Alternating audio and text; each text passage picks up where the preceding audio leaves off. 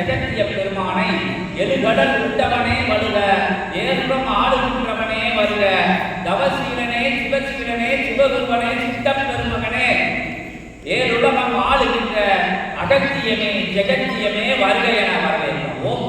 அகத்தீசாய நமக.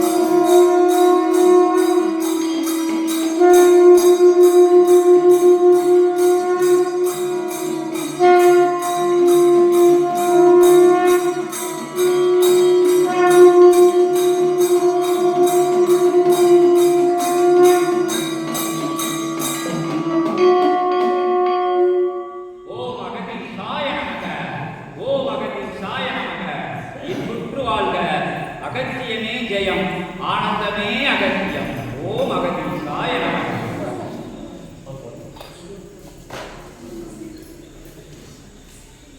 ஆதி இறை யோக சித்த சிவ நிலைதனை உலகோர்க்கு அருள் ஞான சூட்சம நிலையால் வழங்கிடும் சித்தனவன் சபைதனிலே உயர் வளர் சூட்சம நிலைதனை உள்ளுக்குள் ஆழ்நிலை தவநிலைக்குள் இருந்து அமர்ந்து அவன் கண்ட தவநிலைக்குள் சிவம் அருட்காவல் பணிபுரியும் ஆற்றல் கொண்ட தவம் கொண்ட சித்தனே, இறை மகா சூட்சமத்திலே உலகோர்க்கு கற்றுத்தருகின்ற ஞான நிலைதனை நூலாக பெற்ற சித்தனே, பெற்றுக் கொடுத்த பேறு பெற்ற சிவத்தின் திருவடி தொட்டு வணங்கி அகத்தியன் யாம் வந்தவர்கள்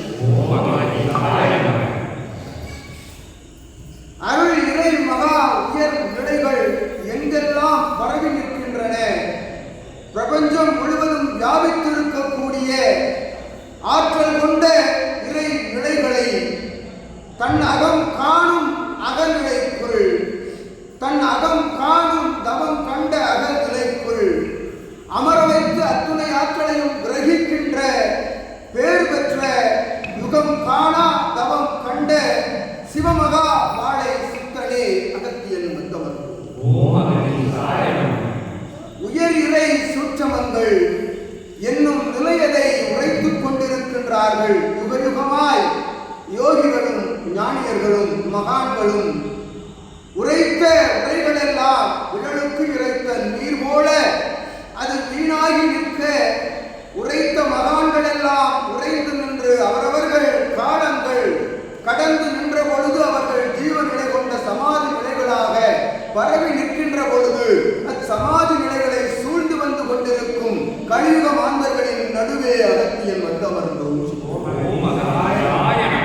என் நிலை பாரா நிலைகளில், என் நிலையும் பாரா நிலைகளில், என் நிலை என் நிலை என்று தேடித் திரிந்த காலங்களில் பல்வேறு ஜென்ம புண்ணிய தொடர்பு நிலை காலங்களில் எல்லாம் அகத்தியனோடு பயணித்த சித்தகண சிவமாய் ஒன்றாக பயணித்த நிலைக்கு கலி யுகமதை மாற்றுவதற்குரிய அற்புதமான ஆற்றல் தனை திருமுருக பெருமானுடைய அடிதொட்டு வணங்கி அகத்தியன் யாம் சிவத்தின் சரீரமாக பெற்றுக் கொடுத்த ஆதிகளை சுற்றம நூல் தாங்கும் சிவமகா வாழை சித்தனே அகத்தியன் வந்தவர். உன்னுள் இருக்கும் ஞான ஒளியது, அஞ்ஞான ஒளியினால் யுகத்திற்கு வழங்குகின்ற ஆற்றல் கொண்ட ஞான பகிர்வு எது, அஞ்ஞான பகிர்வுதான் ஆதியை சூட்சம நூல் என்று உரைக்க வந்தோம்.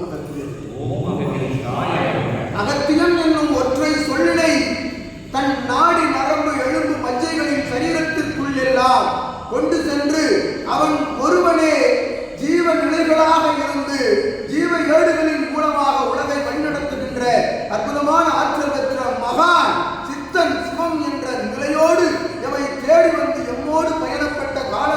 எல்லாம் யாம் இட்ட அற்புதமான அத்தகைய பரிகார நிலைகளை ஒன்று விடாது தன் உயிரை துச்சமென நினைத்து கண்ட தவ சிவ பயணத்தின் பரிசாக அகத்தியன் வந்தமர்ந்தோம் சித்தன்.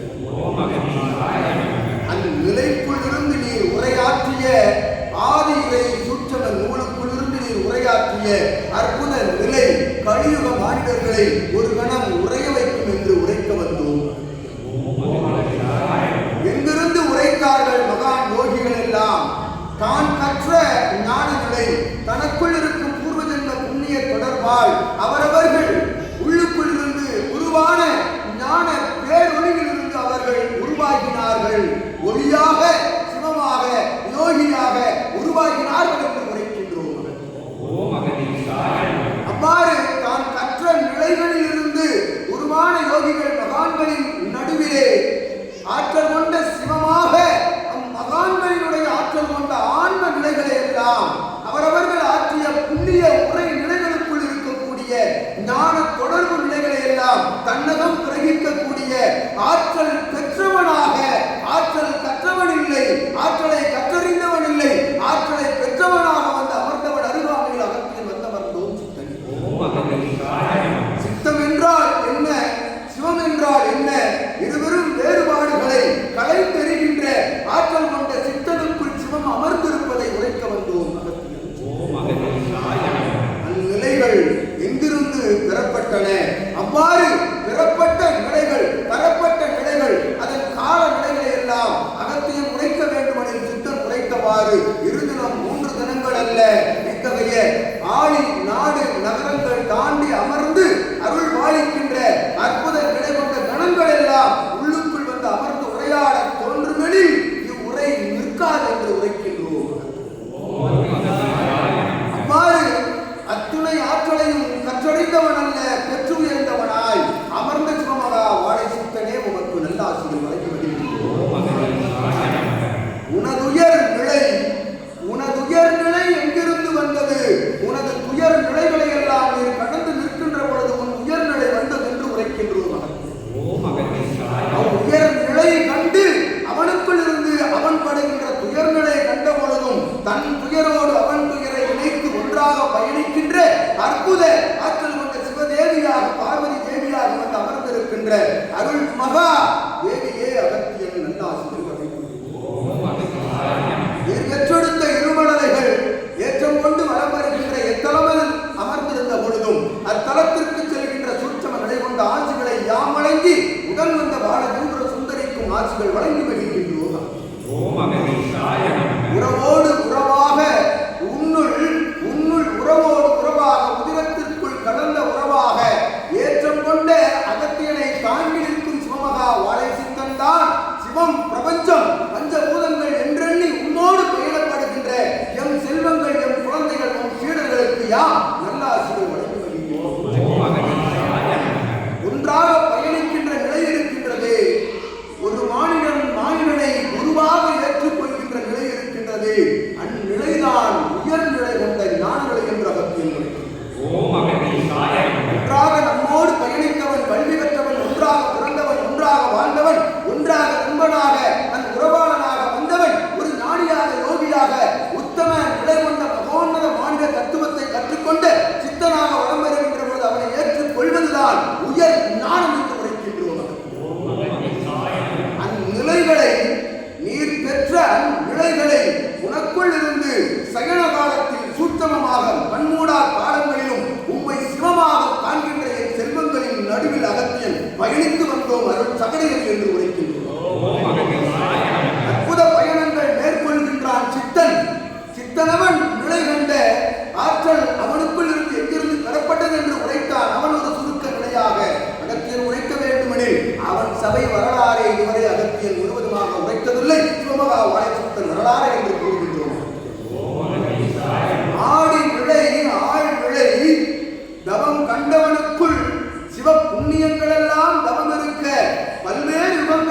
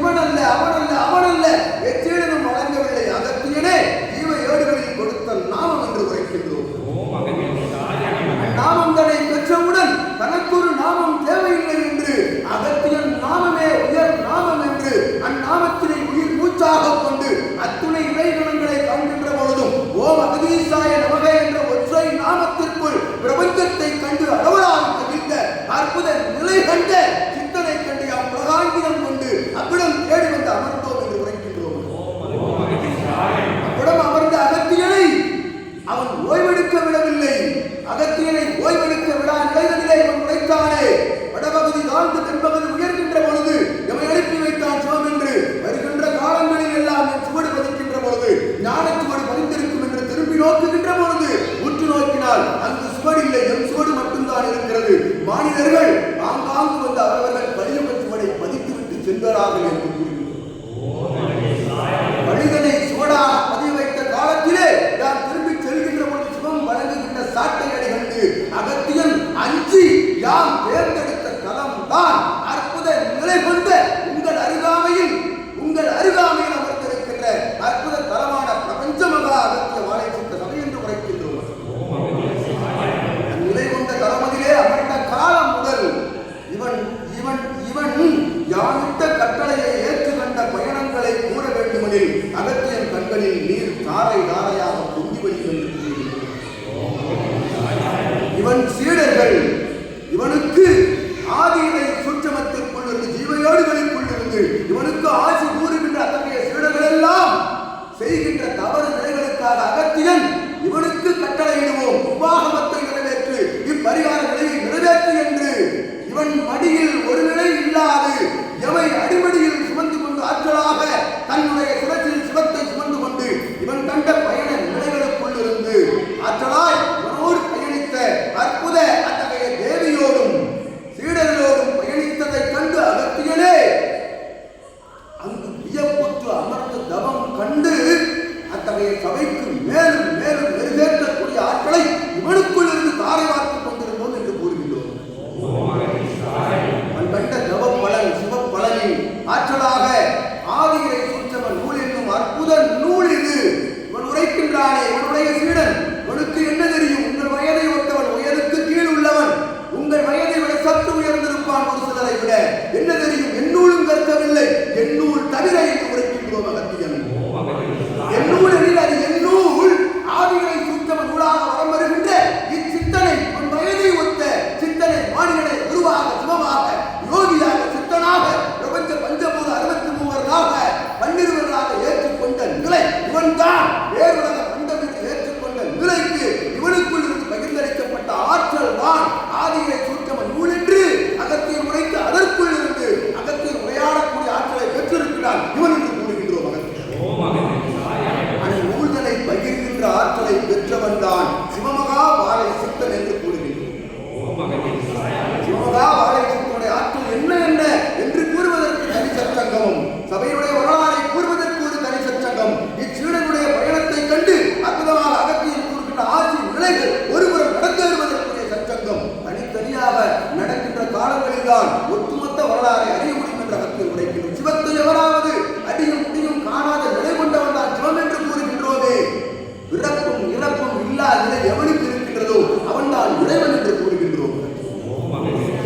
இவன் பிறப்பு எப்படி, இவன் இறப்பு எப்படி என்று அகத்தியன் அறியாத நிலை கொண்ட சிவ பிரபஞ்சத்திற்குள் பயணித்து வருகின்ற அற்புத சித்தனோடு பயணிக்கின்ற சீடர்கள் யாவரும் மாபெரும் சுரஞ்சீவிகளை அடைகின்ற ஆற்றல்களை வழங்கவே அகத்தியன் நாம் பயணித்து வருகின்றோம் முழுவதும் என்று கூறுகின்றோம்.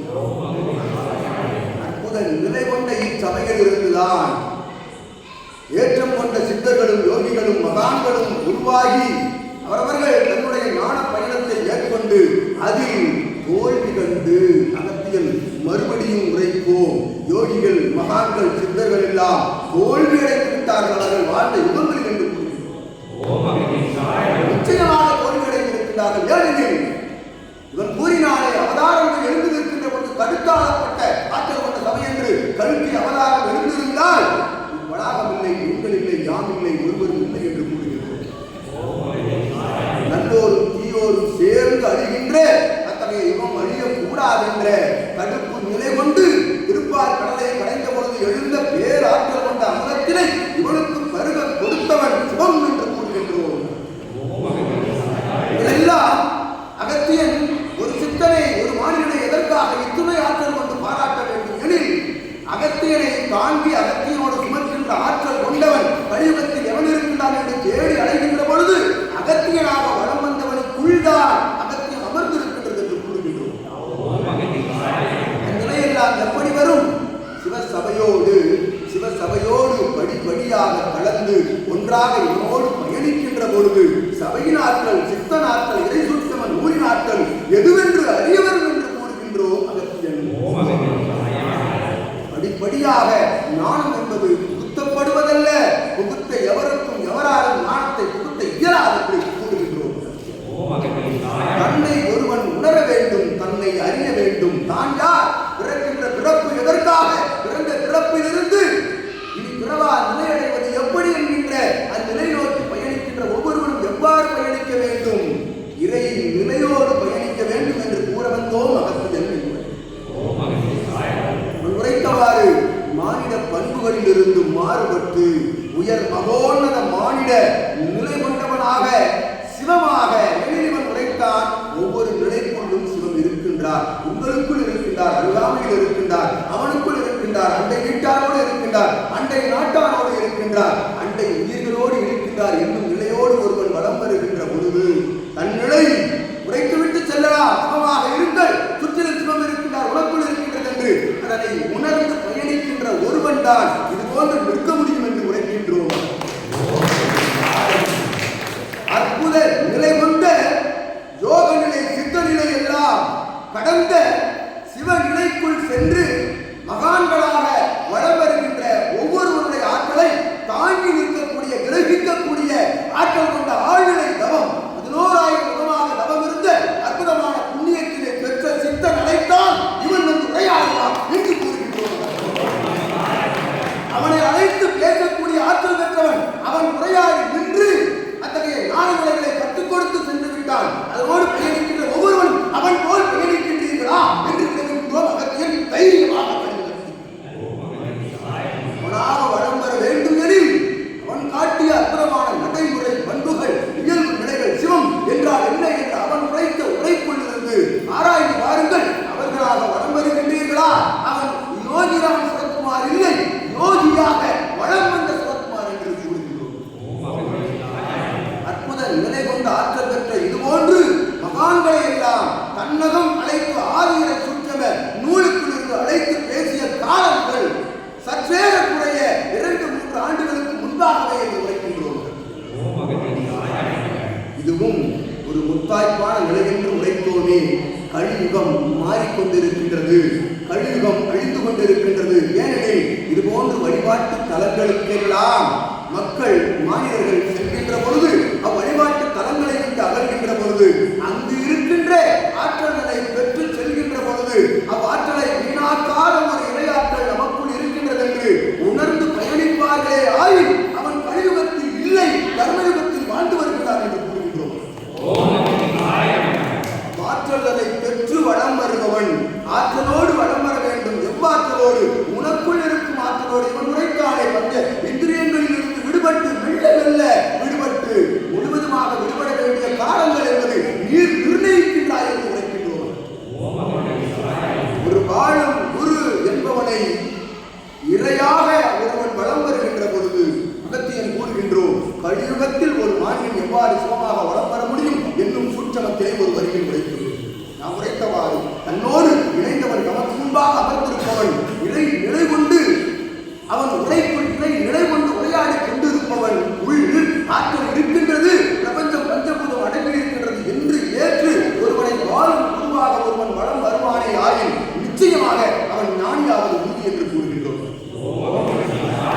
ஒவ்வொருவனுக்கும் வாழும் குரு நிச்சயமாக இருக்க வேண்டும். சுற்றம குரு எண்ணிலடங்கா நிலையில் இருக்கின்றார்கள். சிவம் தலைமை ஏற்கின்ற அற்புதமான சித்தகணங்கள், தேவகணங்கள், எண்ணிலடங்கா மகான்களுடைய பெயரை சூட்டிக் கொண்டு அவனுடைய நாமங்களை தனக்குள் வைத்துக் கொண்டு தன்னுடைய ஆடையோடு அவனுடைய திருவுருவ படங்களை சூட்டிக் கொண்டு வளம் வருவது பெரிய ஞானம் அல்ல என்று கூறுகின்றோம். அவனை உள்ளுக்குள் சுமக்க வேண்டும். அவன் ஆன்மாவோடு கலக்க வேண்டும். எனில் அவன் ஆன்மா உயிரோடு வளம் வருகின்ற ஆன்மா எனில் இன்று இரவே வாழும் குரு உங்கள் சகலத்தில் தோன்றுவான் என்று கூறுகின்றோம். ஏற்றுக்கொள்கின்ற பொழுது, ஒரு நிலையை ஏற்றுக்கொள்கின்ற பொழுது அந்நிலைக்குள் இருக்கும் ஆற்றல் அவனே அறியாத நிலை என்று கூறுகின்றோம். வாழும் குருவிற்குள் இருக்கக்கூடிய ஆற்றலை வாழும் குருவாலே கூட உணர முடியாத ஆற்றலை அவன் சீடு உணர்ந்து கொண்டிருவான் என்று கூறுகின்றோம். அந்நிலைதான் நடந்தேறி வருகின்றது. பிரபஞ்சமாக அகற்ற வாழை சித்த சபைகளிலே ராமநாமத்திற்கு ஆற்றல் பெரிதா, ராமனுக்கு ஆற்றல் பெரிதா கூறுகின்றது. ராமநாமத்தை வைத்து ராமனை வீழ்த்த தயாரான ஆஞ்சநேயர் என்று கூறுகின்றோம். உரைத்த ராமநாமம் அண்டம் கிடுகிடுக்க அண்ட பிரம்மாண்ட நிலையில் நடுநடுங்கி நிற்கின்ற அத்தகைய நிலை கண்டீர்கள் அல்லவா? அந்நாமத்திற்கு வலு அதிகம், ஆற்றல் அதிகம். சிவமகா வாழை சித்தனை காண்கின்ற பொழுது அவன் சிறு சரீரமாக தோற்றமளிப்பான். சிவமகா வாழை சித்தன் என்னும் நாமத்தினை உச்சரித்து பாருங்கள். அகத்திய நாமத்தோடு யோகியின் நாமத்தோடு இணைத்து அவன் ஆற்றலை உணர முடியும் என்று கூறுகின்றோம். இதுதான் அற்புதமான நிலை. ஏற்றம் கொண்ட வழிபாட்டு தலங்களுக்கு சென்று வருகின்ற பொழுது அங்கு யோகி பயணிக்க அத்தகைய பயணத்தோடு இணைந்து நம்மை நாம் பயணிக்க எத்தனித்து நம்மோடு இணைந்த உறவாளர்கள் சந்ததியர்களை எல்லாம் பயணித்து அவர்களை அழைத்து செல்கின்ற பொழுது இவன் உரைத்தவாறு புண்ணியங்கள் பெருகுகின்ற பொழுது உங்கள் சந்ததியர்கள் வழி வழியாக கொடி கொடியாக ஆற்றல் கொண்ட புண்ணிய நிலைகளை பெற்று வளர்கின்ற அந்நிலை நிச்சயமாக கிடைக்கும். அதனோடு பயணிப்பீர்கள் என்று கூறுகின்றோம். அப்பயணம் மேற்கொள்ளுங்கள் என்று கூறுவதற்காகவே அகத்தியன் பயணித்து வந்திருக்கின்றோம். சிவமகா வாழை சித்தனோடு தேவியோடு பாலதிருமர சுந்தரியோடு எம் சீடர்களோடு என்று கூறுவதை விட எம் சீடர்கள் முன்னால் அகத்தியன் அமர்ந்து உரையாடி கொண்டிருக்கின்றோம் என்று. ஒவ்வொரு மாநிலங்களுக்குள்ளும் சிவம் இருக்கின்றார். ஒவ்வொரு சிவத்தையும் நேசிப்பது அகத்தியனில் அமர்ந்திருக்கும் ஒவ்வொரு சரீரங்களுக்குள்ளும் அமர்ந்திருக்கின்ற சிவத்தை அகத்தியன் வணங்குகின்றோம். அந்த பிரம்மாண்ட நிலை எது? இன்னும் ஆராய்ந்து தேடி பாருங்கள். இத்துணை ஆற்றல் எங்கிருந்து இவர்களுக்கு பெறப்பட்டது, எவ்வாறு பெற்றார்கள் என்ற நிலைகளுக்குள் ஆராய்ந்து செல்லாது இவ்வாற்றலை பெறுவதற்குரிய கடினமான தவமுறைகள் மேற்கொண்டிருப்பார்களோ, ஆங்காங்கு மலை சாரங்கள் பனிமலைகளுக்கெல்லாம் சென்று தவம் ஏற்றியிருப்பார்களோ அல்ல. ஒருவன் காட்டிய வழியில் அவன் அடிவிரலாத நிலையில் பயணித்த பயணத்தினுடைய உச்சகட்ட ஆற்றல் பிரபஞ்ச மகாசபை, அதன் ஆயுதம் ஆதிரை சூட்சமன் நூல். ஆயுதத்தினுடைய அங்க ஆயுதங்கள் எம் சீடர்கள் என்று கூறுகின்றோம். இச்சபையின் மூலமாக வழங்குகின்ற ஆற்றல்களை பெறுபவன் அவனோடு இணைந்த சக இளையாளர்களோடு பயணிக்கின்ற பொழுது அவனுக்கு இச்சபையினுடைய நிலை பரிசாக வழங்கப்படுகின்றது. அவ்வாறு நிலையை பரிசாக பெற்றவன் அவன் ஆற்றல் அவன் சிவப்பணி ஆற்றுகின்ற பொழுது, அவன் களப்பணி ஆற்றுகின்ற பொழுது அவன் பணியை, அவனுடைய இல்ல பணியை அகத்தியன் நிச்சயமாக கண்காணித்துக் கொள்வோம் என்பது உறுதி என்று கூறுகின்றோம். பிரபஞ்சத்திற்கு பணி செய்து பாருங்கள். பிரபஞ்சம் உங்கள் பணியாற்றும். நீங்கள் பதவி நிலை கொண்ட அலுவலகங்களில் அமர்ந்து பணியாற்றுகின்ற பொழுது பிரபஞ்சத்திற்கு ஒரு உதவி இவன் கூறியவாறு பிரபஞ்சத்திற்கு ஒன்றை வழங்கிப்பார். பிரபஞ்சம் உமக்கு கோடி மடங்கு வழங்கும் என்று கூறுகின்றோம். அது நடந்தேறுகின்றதா இல்லையா சீடர்களே? கலியுகமதிலே இறை நிலையோடு ஒருவன் பயணிக்கின்ற பொழுது அவன் தன் கண்ணில் படுகின்ற ஒரு ஜீவனுக்கு ஒரு கனி வழங்குகின்ற பொழுது அவனுடைய அன்றைய தினத்தில் இருக்கக்கூடிய அத்துணை நிலைகளையும் இறை கண்காணித்து வருகின்றது என்று நிச்சயமாக கூறுகின்றோம். இவரை சுற்றி இறை நிலை வியாபித்திருக்கின்றது. தனியொருவனாக இருக்கின்றோம் என்ற அச்சம் வேண்டாம், அந்நிலை வேண்டாம், எண்ணமே வேண்டாம். 4 சுவர்களுக்குள் இருந்து கொண்டு நாம் செய்கின்ற அத்துணை காரியங்களையும் இறை பிரபஞ்சம் கண்காணித்துக் கொண்டிருக்கின்றது என்பதுதான் உண்மை என்று கூறுகின்றோம். வினைக்கு மறுவினை, நல்வினைக்கு நல்வினை, தீவினைக்கு தீவினை நிச்சயமாக வழங்கப்படுகின்றது. அவ்வினையுடைய பிம்ப நிலைகள் தான் மாநில நிலைகள் என்று கூறுகின்றோம். உரைத்தவாறு எந்நிலை கொண்டு பிறவா நிலையை அடைய வேண்டும், எந்நிலை கொண்டு பிறந்தோம் என்னும் நிலைகளை ஒரு மாநிலனுக்கு அத்தகைய நவக்கிரக நிலைகள் தீர்மானிக்கின்ற பொழுது நவக்கிரகங்களை அடிபணிய வைக்கின்ற ஆற்றல் உங்களுக்குள் உள்ளது என்று அவர் நிச்சயமாக கிரக சாரங்கள் இல்லை. கிரகத்தினுடைய அத்துணை சாரங்களையும் மாற்றி அமைக்கக்கூடிய ஆற்றல் உனக்குள் உள்ளது என்று கூறுகின்றோம். இதன் மூலமாக தர்ம கைங்கரிய நிலைகள் புண்ணியத்தின் மூலமாக ஒருவன் இருக்கின்ற அனைத்தையும் தர வேண்டிய அவசியம் இல்லை. உனக்குள் இருப்பதை ஒரு பிரிவு கொடுக்கின்ற பொழுது உனக்குள் இருப்பது பன்மடங்காக உயர்ந்து நிற்கும் என்ற அர்த்தம். உடல் உழைப்பு இத்தகைய அமைப்பிற்குரிய வளர்ச்சி நிலைகளுக்குரிய உடல் உழைப்புதனை ஒருவன் ஆற்றுகின்ற பொழுது இதன் நிலை பற்றிய நிலைகளை ஒருவன் தன்னுடைய செவிகள் மூலமாக அடுத்தவன் செவிகளுக்கு எட்டுகின்றவாறு அவன் திருவாய் மூலமாக உரைக்கின்ற பொழுது அவன் சிவப்புண்ணியம் ஆற்றுகின்றான் என்று கூறுகிறார். அத்தகைய புண்ணிய நிலைகளை ஈடாற்றுகின்ற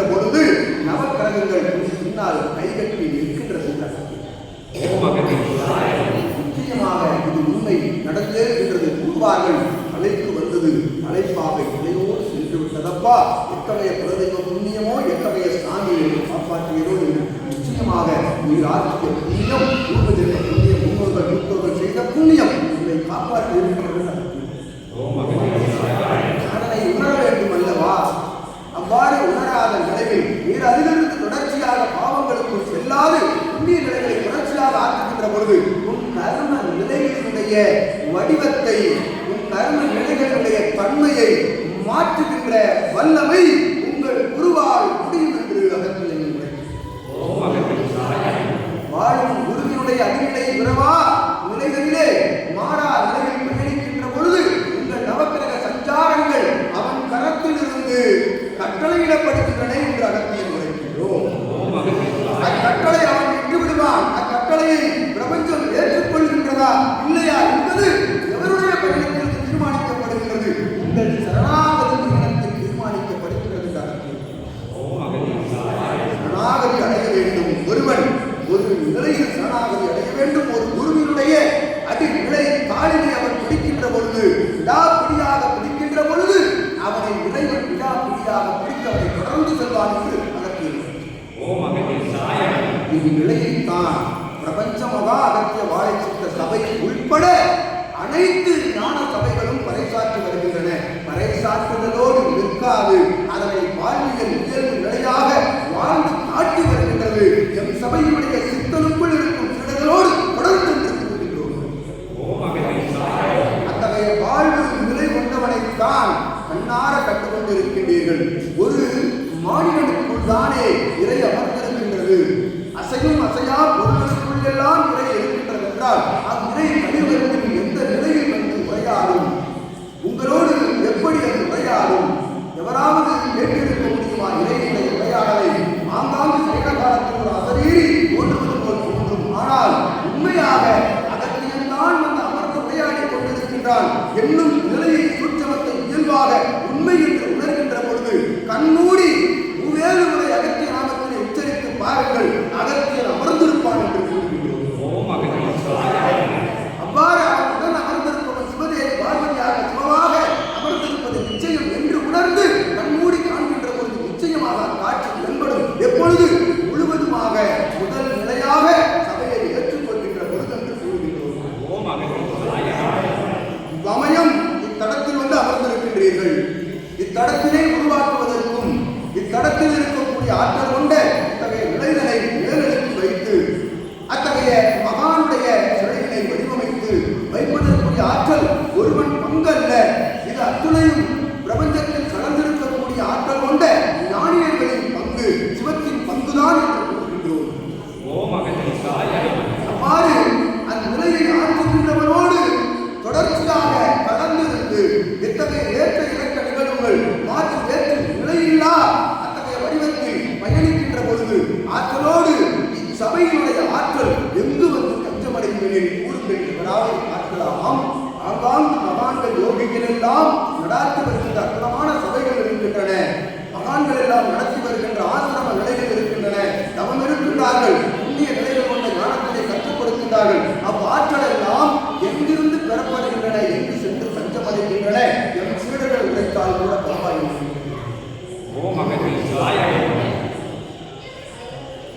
யாராவது சொல்லுகிறார் அகத்திய பெருமான், புண்ணிய ஆற்றல்கள்லாம் எங்க வந்து தஞ்சம் அடையுது, எங்க இருந்து வெளியே வருது?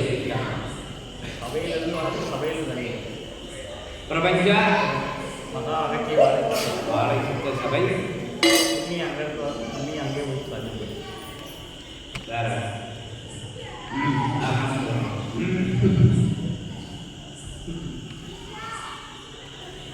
புண்ணியங்கள் தவமிருந்தன,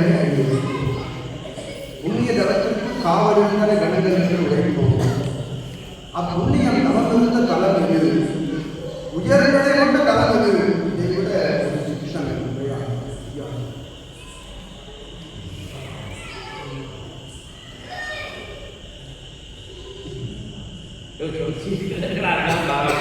அப்படின்றாரு. சிவமையம் எங்க இருக்கு? சிவமையம் எங்க இருக்கு? சிவ பிரபஞ்சம் எங்க இருக்கு? ஒன்றுமில்லாத எனக்கு இருக்கு. திரு கைலாய தலத்தில் புண்ணியங்கள் அனைத்தும் தஞ்சமடைகின்றன. திரு கைலாய தலத்திற்கு செல்கின்றன. கைலாயத்திலிருந்துதான் புண்ணியங்கள் ஆங்காங்கு பெறப்படுகின்றன, பகிரப்படுகின்றன என்று உண்மைதான். அந்த கைலாயத்தினை இடம் மாற்றி அமர வைத்திருக்கின்ற அற்புதமான ஆற்றல் பெற்ற மையத்தலம், பிரபஞ்ச மைய புள்ளியே பிரபஞ்ச மகாசபை என்று கைலாய தலம். அத்தலத்திலிருந்துதான் சிவன் பணியாற்றுகின்றார். எனில் குருவிற்கு உங்கள் தலைவருக்கு பணியாற்றுகின்ற பொழுது எவருக்கு பணியாற்றுகின்றீர்கள் என்று விளக்குகிறோம். சிவத்திற்கு பணியாற்றுகின்றீர்கள். மாற்று வேற்று நிலையில்லா ஏற்ற இறக்க நிகழ்வுகள் இல்லா வஞ்சக சூழ்ச்சி போட்டி பொறாமைகள் இல்லா நிலைகளிலே இந்நிலைக்கு பணியாற்றுகின்ற பொழுது இந்நிலை அமர்ந்த தலம், இந்நிலை தஞ்சமடைந்த தலம் எம் சபை என்று கூறுகின்றோம். வாழ்ந்த மகான்கள், வாழ்ந்த மறைந்த மகான்கள் மக்களுக்கெல்லாம் கேள்வி வெட்டி அற்புதமான நில உணவுகளை வழங்கி அவர்களை நல்வழிப்படுத்த வேண்டும் என்று அவர்களை நல்ல அரசாட்சி செய்த மன்னர்களின் ஆன்மாக்கள் எல்லாம் தஞ்சமடைவது என்று கைலாயத்தில் அத்துணை ஆன்மாவும் தெரிந்து சென்று தஞ்சமடைவது என்று கைலாயத்தில் கைலாயம் என்று தஞ்சமடைந்து இருக்கிறது. எமக்குள் அடைந்திருக்கிறது. யாம் என்று தஞ்சமடைந்து இருக்கின்றோம். எம் சபை அடைந்திருக்கின்றோம். சபை என்று தஞ்சமடைந்து இருக்கிறது. சித்தருக்குள் அடைந்திருக்கிறது. சித்தருக்குள் என்ன இருக்கின்றது? ஆதி கையுத்தம நூல் இருக்கின்றது. நூலுக்குள் என்ன இருக்கின்றது? ஞானம் இருக்கின்றது என்று கூறுகின்றோம். அஞ்ஞானத்தை பறைசாற்றுகின்ற ஒவ்வொரு தலமும் பிரபஞ்ச மகாசபையுடைய கிளை தலம் தான் என்று கூறி வருகின்றோம். நிச்சயமாக ஒவ்வொரு தலமும் ஞானியரின் புகழ் பாடுகின்ற தலம். ஞானியரின் புகழை மட்டும் பாடி செல்வது உச்சிதமல்ல. ஞானியராக வளம் வருவதற்குரிய ஆட்களை தனக்குள் இருந்து ஒருவன் கற்றுக் கொடுக்க வேண்டும். ஞானப்பட்டறை அமைந்து என்று கூறுகின்றோம். ஞானப்பட்டறையாக நடந்து கொண்டிருக்கிற அற்புதமான சபைநாடி வந்த அற்புத சீடனே, ஏற்றம் கொண்ட நிலையில் தலைநிலையின்றி எவராவது நிலையில் அல்லது உறுப்பினர் நிலைகளாக இருந்தீர்கள் எம்முண்டால் வந்து பகத்தில்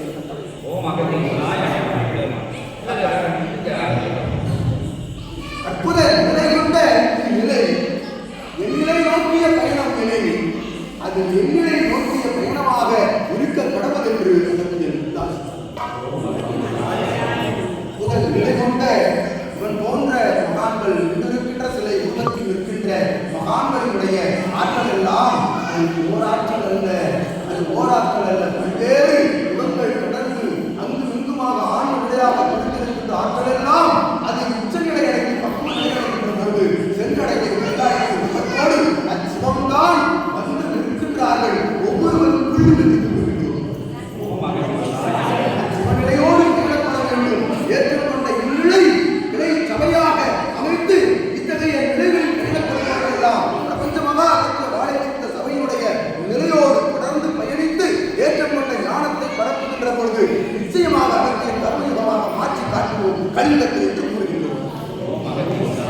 அமர்ந்திருப்பது எம் சீடர்கள், எம் தொடர்பாளர்கள், எம் சபையினுடைய ஆற்றல் கொண்ட தொடர்பு நிலைகளுக்குள் உள்ள அத்துணை பேரும் அமர்ந்திருக்கிறது கர்மயுகத்திற்கு தான். ஏனெனில் அவன் ஞானத்தினை கற்றுக் கொடுக்க பயணித்து விட்டான், பயணிக்க தொடங்கிவிட்டான். அவ்வாறு பயணிக்க தொடங்குபவன் ஒரு காலம் பாவச் செயல் புரிய மாட்டான் என்று பாவச் செயல் புரிவதிலிருந்து அவன் விடுபடுகின்றானே எனில் அவன் பயணிக்கின்றது தர்மயுகத்தில். உங்களை சுற்றி தர்மயுகம் இருக்கின்றது சீடர்களே.